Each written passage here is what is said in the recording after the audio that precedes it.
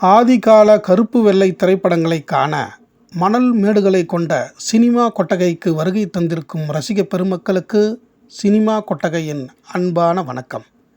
1938ஆம் ஆண்டில் வெளிவந்த படங்களின் வரிசையில் இப்போது நாம் காண இருக்கும் திரைப்படம் கண்ணப்ப நாயனார் என்ற படமாகும். இப்படத்தினை காளிதாஸ் பிலிம்ஸ் தயாரித்துள்ளது. இந்த படத்தினை இயக்கியவர் பற்றிய விவரம் இல்லை. இந்த கண்ணப்ப நாயனார் திரைப்படத்தின் கதை சுருக்கம் என்னவென்றால், இந்து மதத்தின் இரு பிரிவுகளில் ஒரு பிரிவான சைவ சமயத்தவர்கள் பெரிதும் மதிக்கும் 63 நாயன்மார்களில் ஒருவர்தான் இந்த கண்ணப்ப நாயனார். அவரின் வாழ்க்கையை சொல்லும் கதைக்களத்தினை கொண்டு படம் தொடங்கப்படுகிறது. திண்ணன் என்ற பெயரினை கொண்ட வேடர் குலத்தில் பிறந்த வேட்டைக்காரனாக சிறந்து விளங்கிய திண்ணன் நாணன் காடன் என்ற இரு நண்பர்களோடு வேட்டையாட செல்லும் பொழுது திருக்காலத்தி மலையில் குடுமிதேவர் என்ற சிவனின் ஒரு உருவமான வாயு லிங்கத்தை காண்கிறான். அந்த லிங்கத்தை பார்த்த நாள் முதல் வாயில் சொர்ணமுகி ஆற்றின் நீரை சுமந்து வந்து அபிஷேகம் செய்தும் தலையில் சொருகி வந்த மலர்களாலும் இலைகளாலும் அர்ச்சனை செய்தும் பக்குவப்பட்ட காட்டு பன்றியின் இறைச்சியை படைத்தும் வருகிறான். இதனை கண்ட சிவகோசரியன் என்னும் பிராமணர் மனம் வருந்தி சிவனிடம் முறையிடுகிறான்.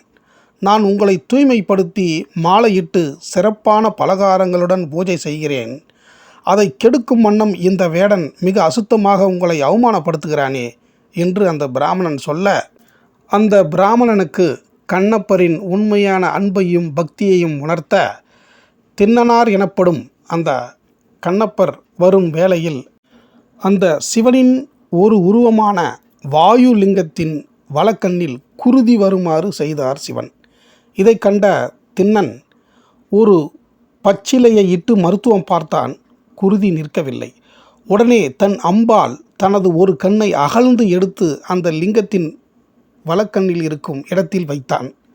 வாயுலிங்கத்தில் வலக்கண்ணில் இருந்து வரும் குருதி நின்றது. இடக்கண்ணில் உடனே குருதி வலிய தொடங்கியது. உடனே திண்ணனார் தனது இடது கண்ணையும் அகழ்ந்து எடுத்து வைப்பதற்கு முன் அந்த வாயுலிங்கத்தின் இடக்கண் இருக்கும் இடத்தை தன் காலொன்றால் அடையாளம் செய்தான்.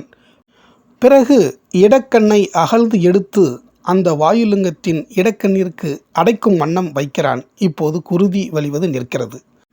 அப்போது சிவபெருமான் தோன்றி, திண்ணனாரே நிறுத்துங்கள் என்று 3 முறை தடுத்து அருளை அவருக்கு அள்ளி வழங்குகிறார். இதை மறைந்து நின்று பார்த்து கொண்டிருந்த சிவகோசரியன் என்ற பிராமணன் சிவனிடம் மண்டியிடுகிறான். உடனே சிவபெருமான் திண்ணனானை பார்த்து, எனக்கு கண்களையே எடுத்து தந்ததால் இன்று முதல் நீ கண்ணப்ப நாயனார் என்று போற்றப்படுவாய். என் புகழை பாடிய பின்பு நீ கைலாசம் வருவாயாக என்று சொல்லி மறைகிறார். இரு கண்களையும் பெற்ற திண்ணனார் கண்ணப்ப நாயனார் என்ற பெயருடன் சிவனின் புகழை பாடுவதையே தொழிலாக கொண்டு வாழுகிறான். இப்படியாக முடிகிறது இந்த திரைப்படம். இந்த பக்தி ரசம் பொழியும் படத்தில் நடித்த நட்சத்திரங்கள் master VN Sundaram, master KV Narayanasamy, VN Karunalayam, Sivaraman, Chellammal, Krishnaveni, Radha, Kamala ஆகியோர் இத்திரைப்படத்திற்கு நடித்து பெருமை சேர்த்திருக்கிறார்கள். இந்த கண்ணப்ப நாயனார் திரைப்படம் 16,000 அடியில் எடுக்கப்பட்டு 27/2/1938 அன்று சிவராத்திரியை சிறப்பிக்கும் விதமாக வெளியாகி இருக்கின்றது. சிவராத்திரி பண்டிகை கால வெற்றி படமாக இந்த படம் திகழ்ந்திருக்கின்றது. தமிழ் சினிமாவின் முதல் கண்ணப்ப நாயனார் வரலாற்றை சொன்ன படம் இதுதான் என்ற பெருமையை இத்திரைப்படம் நமக்கு பெற்று தந்துள்ளது. இந்த திரைப்படத்தை சினிமா கொட்டகைக்கு வந்து பார்த்த அனைத்து ரசிக பெருமக்களுக்கும் என் நன்றியை தெரிவித்து கொண்டு, அடுத்ததாக இதே 1938ஆம் ஆண்டு வெளியான மற்ற அனைத்து படங்களையும் தொடர்ந்து பார்ப்போம். அன்பான ரசிக பெருமக்களே, நீங்களும் அனைத்து படங்களையும் பார்த்து அறிந்து கொண்டு தொடர்ந்து இந்த சினிமா கொட்டகைக்கு ஆதரவை அளிக்கும்படி அன்போடு வேண்டி கேட்டுக்கொள்கிறேன். நன்றி, வணக்கம்.